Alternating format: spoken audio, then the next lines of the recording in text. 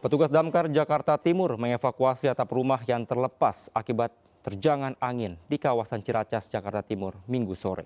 Selain itu, garsi rumah yang sedang dibangun di kawasan Matraman juga roboh diterjang angin kencang.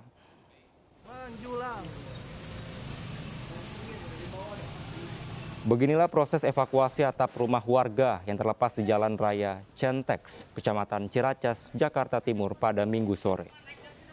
Dengan hati-hati, damkar memindahkan atap selebar 6 kali 4 meter yang terlepas dari rumah warga.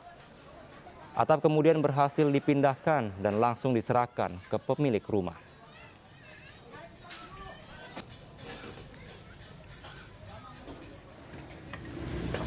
Sementara itu, bangunan garasi rumah milik warga di kawasan Kayu Manis, Matraman, Jakarta Timur juga hancur berserakan akibat diterjang angin kencang. Satu unit sepeda motor juga tertimpa puing-puing bangunan. Beruntung tidak ada korban luka ataupun jiwa saat peristiwa terjadi.